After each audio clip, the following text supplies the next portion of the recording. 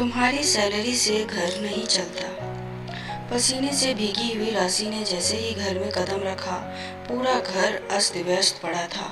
दोनों बच्चे चिप्स का पैकेट हाथ में लिए पापा मुकुल के साथ टीवी पर वेब सीरीज देखने में व्यस्त थे। राशि ने आते ही टीवी का रिमोट लेकर टीवी ऑफ किया।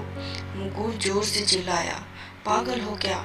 क्लाइमेक्स चल रहा था और तुमने टीवी बंद कर दिया। पापा को इस तरह चिल्लाते देखकर दोनों बच्चे राशि के पीछे छिप गए। मुकुल, आज तुम्हारा ऑफिस में हाफ डे था ना? तुम तो जल्दी घर आ गए थे, फिर भी बच्चों के लिए कुछ खाने को नहीं बनाया? बेचारे खाने के टाइम पर चिप्स खाकर अपनी भूख मिटा रहे हैं। राशि मुकुल पर भड़क पड़ी। मुकुल भी कहाँ चुप रहने वाला था।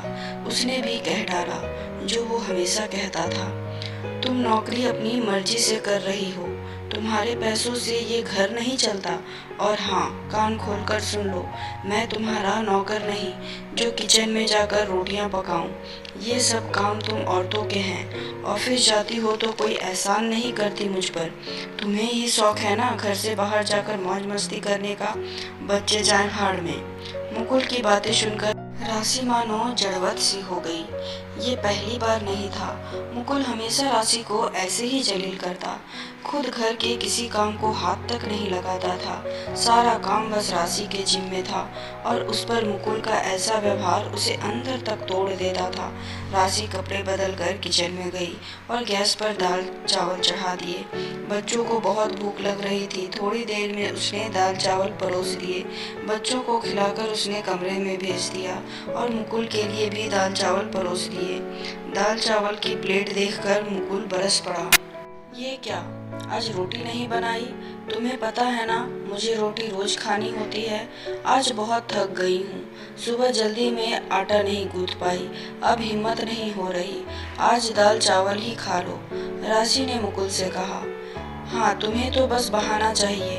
तुम ही अकेली जॉब नहीं कर रही। मेरे ऑफिस में भी दोस्तों की पत्नियां जॉब कर रही हैं और वो सब तुम्हारी तरह नहीं हैं।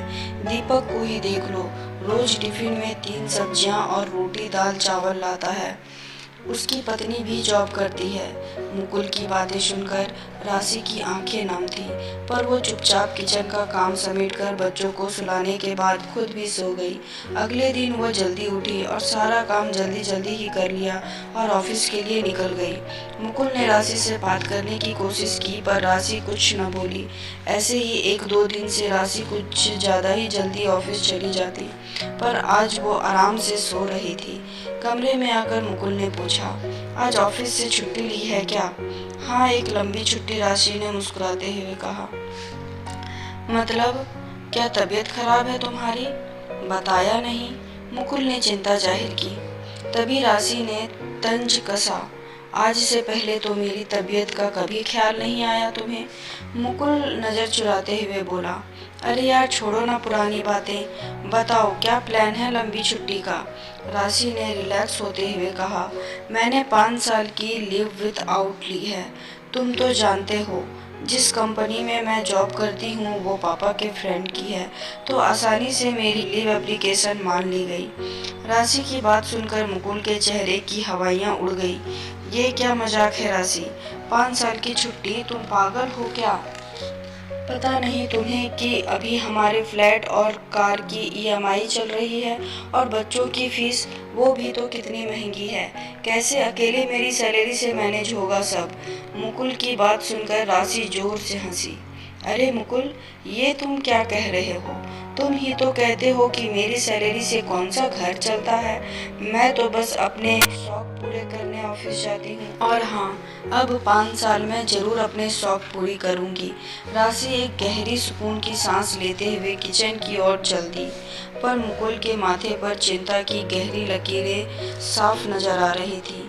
तो दोस्तों, ज़्यादातर पति जॉब करने वाली पत्नियां को यही कहते हैं कि तुम्हारी सैलरी से घर नहीं चलता, पर शायद उनको ये एहसास नहीं होता कि एक औरत जब जॉब करती है तो वो घर और बाहर दोनों जिम्मेदारी सिर्फ अपनी परिवार की ज़रूरतों को पूरा करने के लिए निभाती है।